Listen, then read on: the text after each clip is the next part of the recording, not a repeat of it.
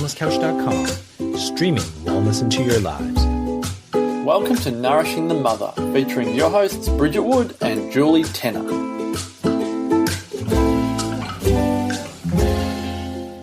Hello and welcome to Nourishing the Mother. I'm Bridget Wood. And I'm Julie Tenner. And before we jump into our podcast today on why my partner won't parent the way that I do, which is a question that comes up all of the time in our private members-only Facebook group discussions, we just want to remind you to please jump onto nourishingthemother.com.au and join our tribe, where you will get a once-a-week newsletter from us via email that sums up everything that's happened in Nourishing the Mother with links to blogs and podcasts and explanation of what they are, so you can pick and choose what you really want to have a look at if you've missed them. And then sometimes we'll send you an extra little love letter on something from us that we're musing or pondering or mulling over. Or perhaps we've had, a toolkit or an epiphany within our own lives and children that's worked, and we share that wisdom with you. So if you'd like to continue your growth during the week, then please join our tribe at nourishingthemother.com.au. And so this week it is, why won't my partner parent like I do? And this is such a classic. I so remember this. Yeah. Like, I remember saying this, like, why? Like, this is, and expecting my husband to, or feeling that he wasn't measuring up. I remember even having an argument with my mother-in-law when my firstborn was little. Oh. Yeah. We were having just like a dinner, with my in-laws. And somehow this banter had come up, and I'm like, yeah, but that doesn't mean, like, she's going, but he's a really great dad. And I'm going, yeah, but that doesn't mean he can't get better. like this. And I can still remember this conversation. Yeah. And she's like, oh, but he's so great anyway. And I'm like, yeah, but he can get better. Like this. Like, why won't he read the books? Why won't he listen to this page? Why won't he, Yeah. Like, I completely remember, I'm going to say with love, my neurotic self back then, who was such on this, conscious. And I read, like you and I both read prolifically. Yeah. I read everything. I tried how-do-you books, which didn't work. I worked it down into just read this chapter, which you also wouldn't read. Yeah. I worked it down into highlighting paragraphs. Like, you name it, I've tried it. Yeah. And, long story short, I actually think, and he still hasn't read a single fucking book. I can't even tell you. And he's incredibly mainstream Aussie bloke. Yeah. But he parents incredibly consciously now, simply by us having an open communication and me involving him with love in that process, rather than expecting him to do it like me or have these intellectual conversations with me. And actually on that point, I can honestly say also I would have judged what that meant, what an intellectual conversation on conscious parenting would have meant. So back then I would have judged the way that he would have rationalised. Yeah. Now we have these conversations, and he hasn't changed really, but now I see the wisdom in the mainstream kind of viewpoints that he's bringing to the table and equilibrating my sometimes fantasy ideals with how to parent. So I kind of want to break all of that apart, but that's my intro into it. What's yours? I could have the same thing, right? Yeah, you could. Because both of our husbands are, that kind of mainstream Aussie bloke kind of thing, and not to put them in a box by any stretch, but my husband wouldn't read anything. Still won't. I sometimes send him. So funny? I sometimes send him articles, like thinking maybe he'll click the link, and then I just get nothing. Like, I just get crickets. There's just nothing at all. Like, okay, it's obviously not your way. But having said that, the modelling is really big, and I will notice him using some of the language that I choose, or backing me up, or just doing things to show me in his way that he is listening. And also that he will offer different perspectives, like you say, to help me balance out if I'm being unrealistic. Yeah. And him sometimes teaching me to set the boundaries for myself that I won't set for myself if I'm, being too lax on boundaries. And conversely, if I feel like he's being too lax on boundaries, I'm the one to step in. Which is so interesting. Yeah, and this is really where I want to take this conversation, because if your partner parented exactly the same way as you, one of you wouldn't be needed. You're both there to help ensure that your child gets both support and challenge all the time.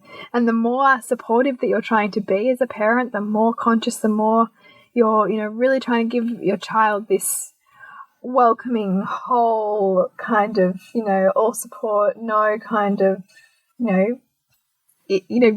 grit, then the other parent's going to be the hard ass. In a lot of family dynamics, this is quite fluid and it changes depending on where each parent's at, but the more polarized one way a particular parent is, the more the other will be the complete opposite. Balances the pole at the other end. Yeah, to ensure that the child gets the conservation of the two. Which is just extraordinary in family dynamics, isn't it? And, I offer you to test this out, right? Like, so if you ever notice you feel like that you're getting more angry or more firm with your kids, is it because your partner is being soft? Yeah. And then flip that. If they're being, really firm, are you feeling like you're wanting to go in and save them? Because this is happening all of the time, and it's exactly perfect. It's how it's designed to function. The issue does come up when there is, very, very different values on what it takes to raise a child. And that's really where, first of all, this idea comes from, to see how what their angle is benefiting you, see how what their angle is benefiting their children. Because the more that you're thinking it's all bad and all wrong, the more they're going to help you wake up and see some of the wisdom in it. Because nothing is ever black and white, and even the very thing that we think they might be doing that's a detriment to our child might be actually really empowering our child to find their voice, or to build up enough anger towards the parent to go off and do their own thing. And there's even the things that we judge as wrong in terms of parenting, we can't be sure that that's the case. What would you say? No, I would really like to take that apart a bit more, because I kind of think if you haven't done our Loathing to Loving program, some of those concepts can kind of run over your head, and you can't really integrate them. So I thought maybe we could just scale back what you've said and kind of pull it apart a little bit. So when you're talking about parenting from different values, I mean, how do we know what those values are? Really start from there and pull it apart. Are you cool to go there? Yeah, sure. Let's do that. Okay, so when we're talking about values, so they're the things that demonstrate in our lives as being most important / fulfilling to us personally, and they're different for everyone. And we can think that therefore our opinions or our way of life or doing things is the right way because they're so important to us, and we see our entire world through the filter of how important X, Y, and Z are.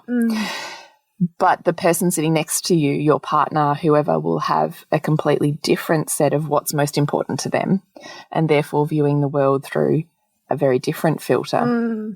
So this is often when you get clashes in communication or within parenting styles, because you're actually coming at it from two different most importance. Do you want to break apart values more than that? Yeah, no, I think that's a really good example, because we so often think that the world is the way we see it, but it's not. Everyone's creating their own version of reality based on their hierarchy of what's most important to them. Yeah. So if you think about that, then and we also, to add, show our love through that hierarchy of values. So, for instance, maybe for you really deeply value connection, you deeply value listening, you really value communication with your child.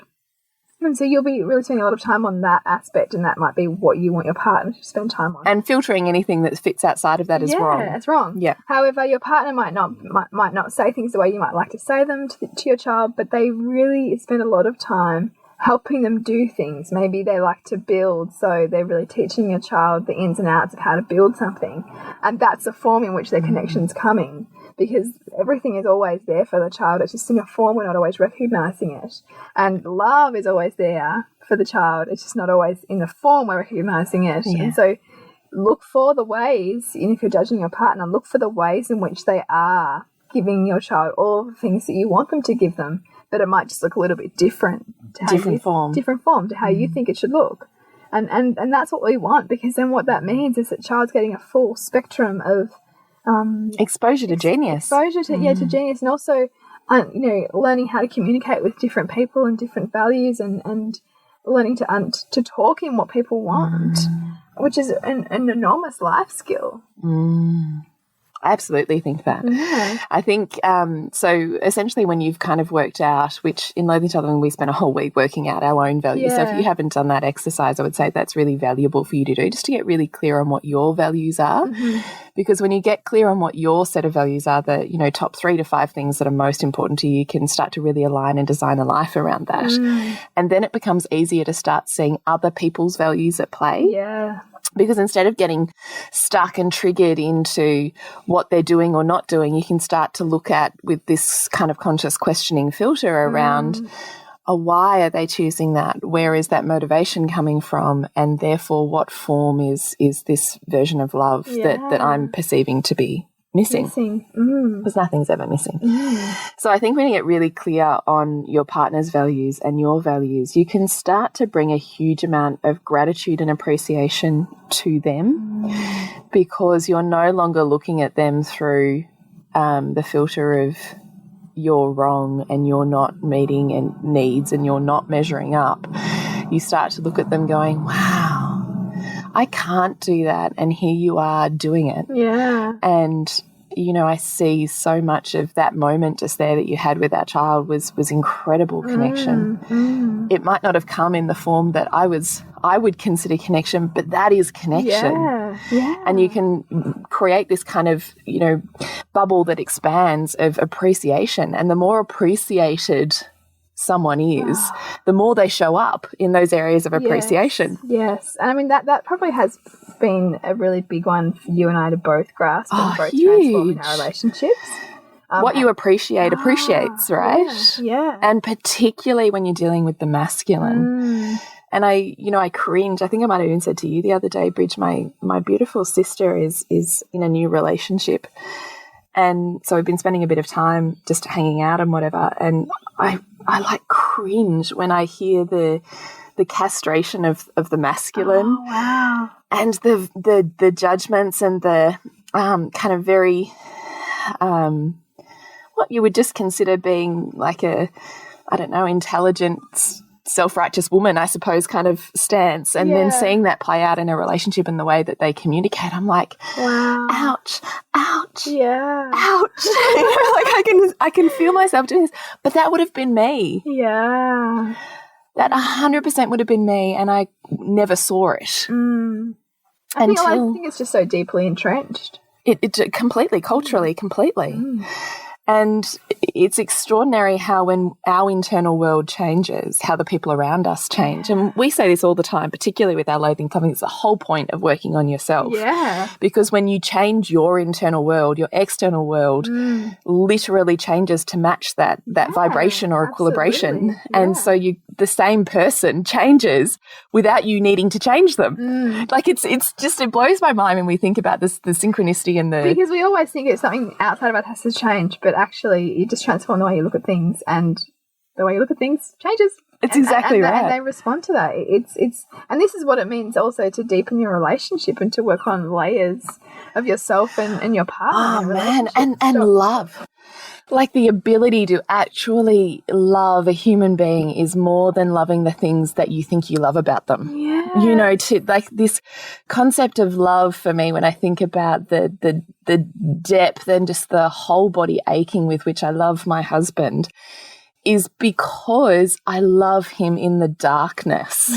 It's not because I love how he makes me laugh and I love how he makes me coffee and I love how he plays with our kids. Oh, they're all nice though. They're all lovely, but that's not what creates this utter sense of safety and connection and vulnerability and sense of being totally held in all of my darkness, is only because I can completely still love and appreciate him in his darkness. And so that's reciprocated. Yeah. And so you don't need to shut down these parts of yourself in order to think that you're deserving of love. And ultimately, we're all little girls seeking love. Yeah. And to be loved. So, you know, I just think this is the absolute crux of having an incredible relationship, is loving every part that they're bringing to you, because no one in this lifetime is going to tell you how you really are better than your most intimate partner, because they are your perfect mirror. They are the ones showing up for all of the ways that you need healing. Yeah. They're the ones reflecting all of your wounds and all of your old outdated stories and beliefs to dismantle. They're the ones who are going to call you on your bullshit. Yeah. No one else is going to do that. Which is why they're often sometimes the hardest to be around. It's exactly why they are. When you're going through some stuff. And I've, got friends that I'm speaking with about their relationships at the moment, and it's hard. It's hard to get them to see, just like it's hard to get us ourselves to see sometimes. Yeah. That actually everything that they're bringing to you is actually just what you need. And it's all love. We want to think that love is just this infatuation cycle. Or that, that if they love us enough, they'd support us. Yes. Or they'd agree with what we think. Yes, that's a good one, actually, which actually brings us back to on topic, which is where we need to be. Yeah. But it's not, right? I mean, the very fact you and I talk all the time, and I know you've thrown out to me every now and then when I'm going, and I'm on this infatuation wave with something, and my husband, is so uber rational, and he brings me crashing back down, and I'm like, why are you such a pessimist? Why do you just take me down? And Bridget's like, isn't he just equilibrating you? And I'm like, yep. Because if I just ran with that fantasy, off I'd go. And I'm not equilibrating myself. No. And so I've called in the perfect partner to bring me back into an emotional equilibrated space, which is exactly what I need, because I'm not doing it for myself. So I have the perfect counterbalance, right? It's incredible. Yeah. And then this is relationship dynamics. So when we come back to parenting, this huge part of understanding someone's values and understanding that those values have come from their own set of pain and wounds from their childhood that they're trying to fill, the more you can appreciate, and the more they show up in these, and the more you pull together these moments of connection that you never saw before, that you judged because they weren't being conscious in the way that you were being conscious.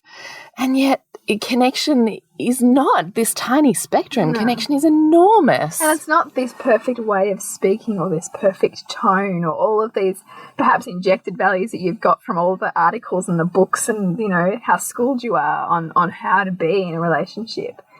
It's not that at all, or how to be as a parent. It's not that at all. It's looking beyond that to what's the intention, where's the value communication, where's the love in its own unique form, because it's there. And where's the love for the challenge, right? So this is bringing us back to your point, Bridget, of this very fine balance of support and challenge that we need. And that, in fact, having two people that were overly supported would mean that challenge would come to your children from an external source if we're looking at a dynamic at play. So this is when there's going to be bullying or difficulty at school or in friendship circles or with isolation from other external family members, because the challenge has to be there. And if we're not providing the stronger boundaries and the challenge within our own dynamic, it will sideswipe us from being external. Is there anything you want to add to that? No, absolutely. And I mean, there's some commentary around the fact that, there's increased bullying and increased, I don't want to say child abuse, but increased difficulty for children in society because parents are not setting the boundaries and being firm enough at home. Because the softer you are at home, the more brutal the outside world will be.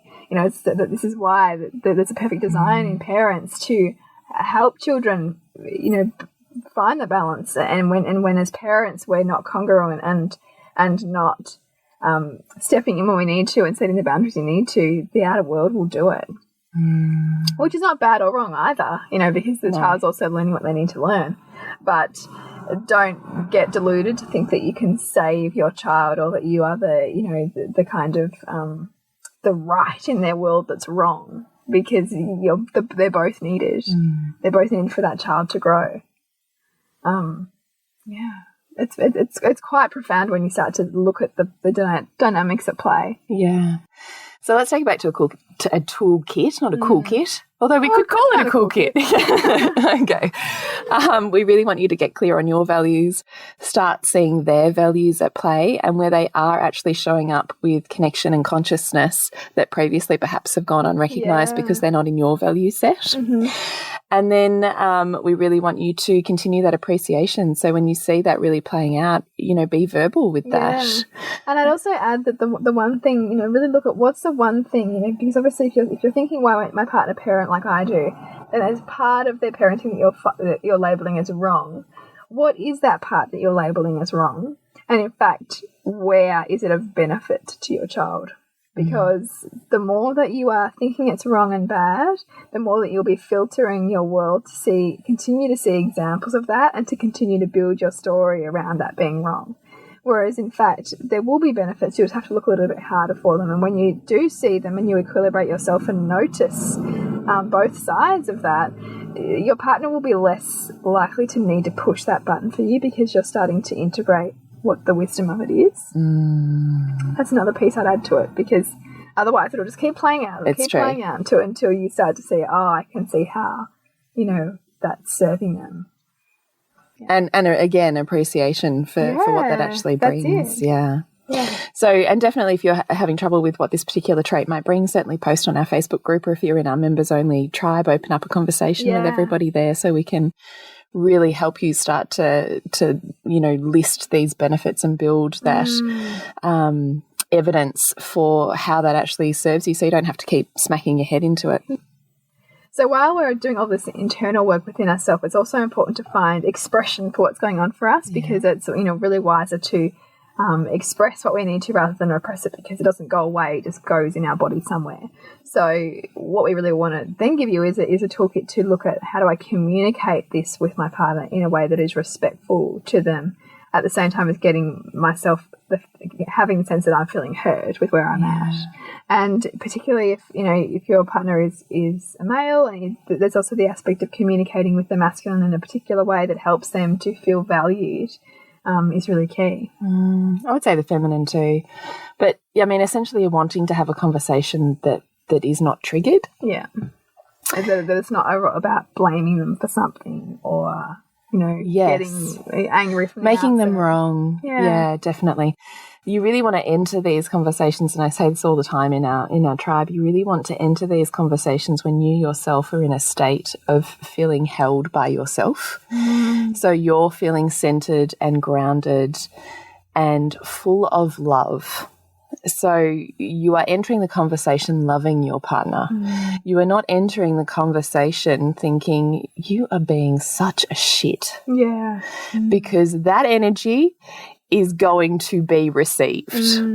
So you have to do the internal work, and sometimes beyond even what we've talked about here, the internal work is slipping into your feminine. It's getting into that really flowy, open-hearted, space where you are just receptive to the people around you. So whatever you need to do, get yourself there. And we've talked about in many podcasts, sensuality practices or practices of the feminine to really integrate that. You need to make sure that you have you held before you have these vulnerable conversations. Because if you are waiting for your partner to save you, it's never going to go well. So this is part of putting your big girl pants on. It's part of getting past the stories that you're carrying of seeking love and affection and justification and validation. And it's saying to that little child inside of you who wants all of those things so desperately, I'm here to give them to you. And then we'll have this conversation with these people around to see what can serve us better. So definitely get your own energy and your own vibe in that space. And I would also say, don't spring a conversation on them. If you know this conversation is really integral and important to you, don't spring it on them.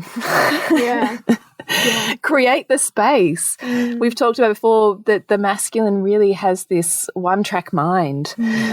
So if you want them to focus on you, you have to create the opportunity in which that can happen, that they're not already on task trying to go somewhere else and you're trying to scream for their attention, but they're still on their one task.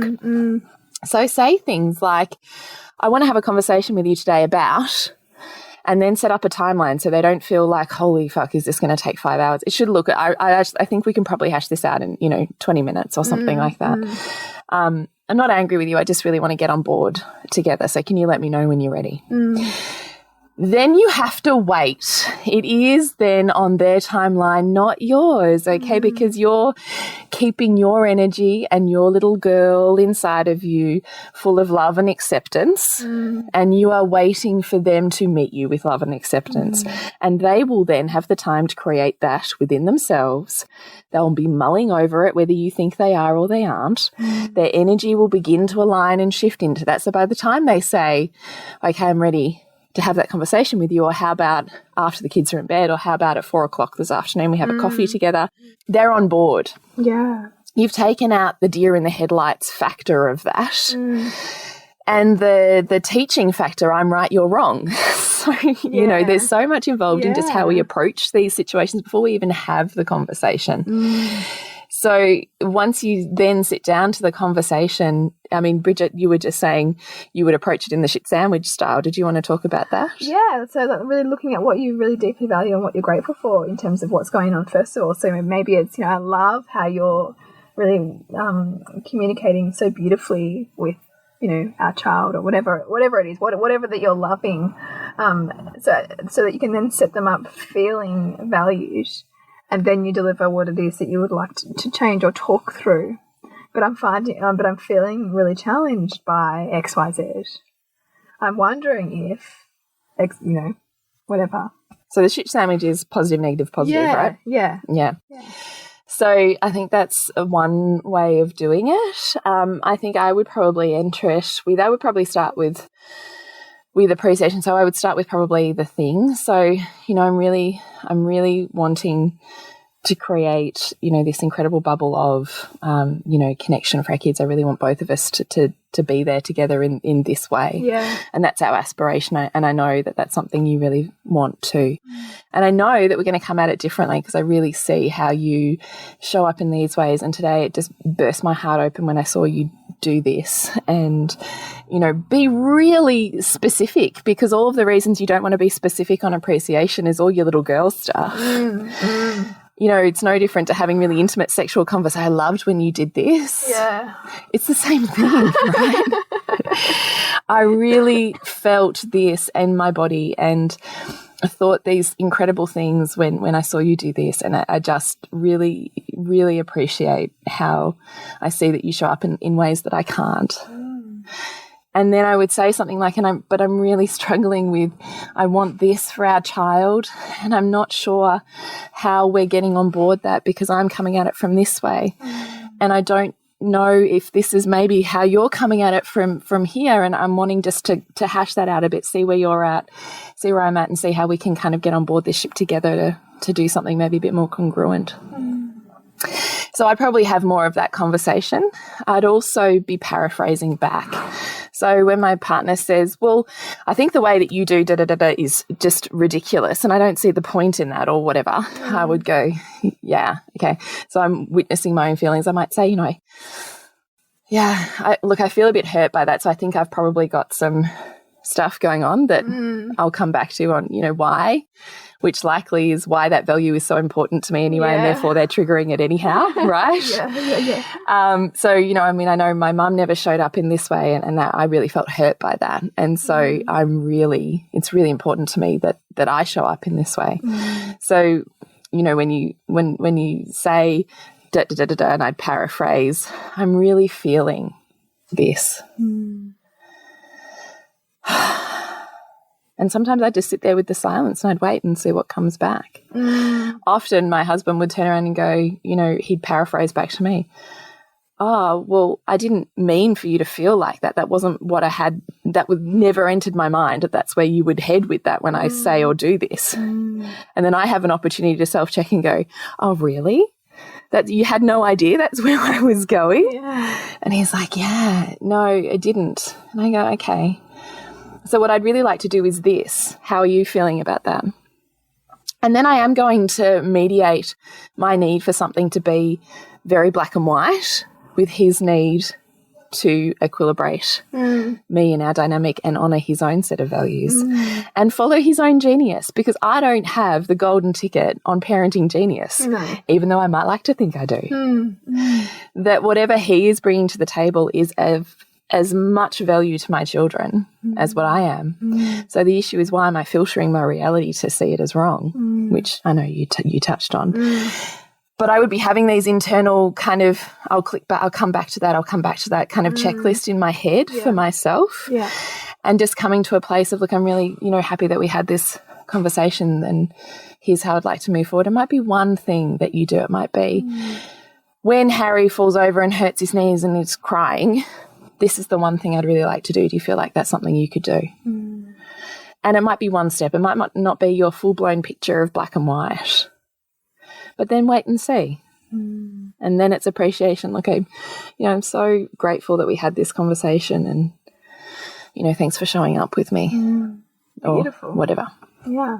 So I just think so much of those conversations that we think our partners are resistant to is all of the areas within ourselves that we have not yet visited. And, this is the deep work, right? Yeah. And it's the opportunity to really invite them in on that journey as well. And I would never in my life, like if you asked me 10 years ago, could I have said to my very mainstream husband, I really appreciate this about you. And I, when you say that, I feel like this, and, to have what I would have called a very conscious man conversation. I could never in my life have dreamed of putting that out there, because I would never even let myself get there, because I'd already decided in my head, well, he couldn't hold that space and he'd respond this way and da-da-da-da-da. And now I realise what a crock of shit that was. Well, it was all you keeping yourself safe. It was all me keeping myself safe, because he absolutely shows up in all the ways I thought he never would. But a lot of that is also loving more of him. Yeah. So even when he, in inverted commas, disappoints me or says or does something that I think, okay, I could have been held better in that space, I'm also looking at, what does this teach me? And do I need to voice this? Is this something I need to express rather than repress? Is this a conversation we need to have?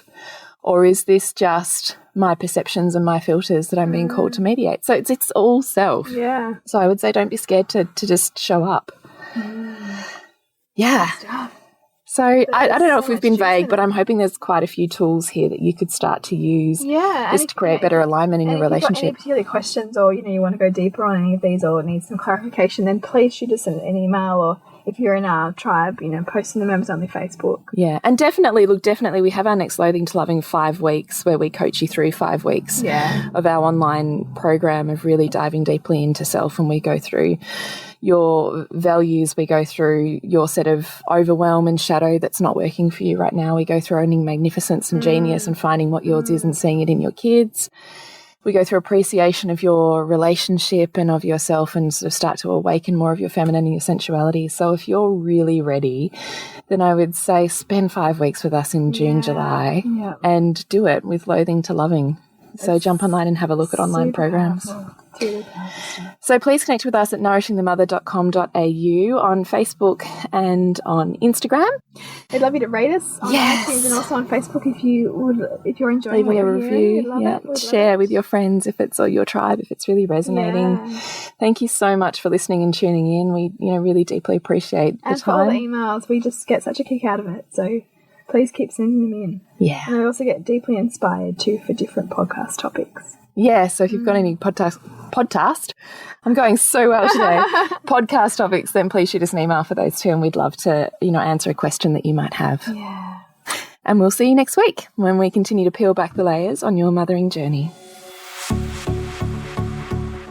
This has been a production of TheWellnessCouch.com. Check us out on Facebook and join in the conversation on Facebook.com/TheWellnessCouch. Subscribe to each show on iTunes and check us out on Twitter.